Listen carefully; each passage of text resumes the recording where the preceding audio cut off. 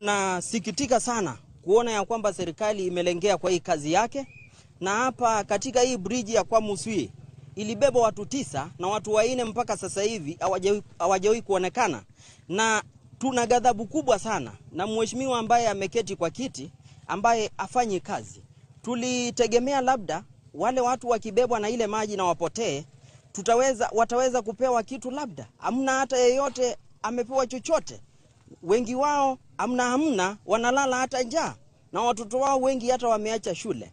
Kwa hivyo tunaomba serikali kuu na kera ikuje hapa iweke bridge ambayo ni permanent ili tuweze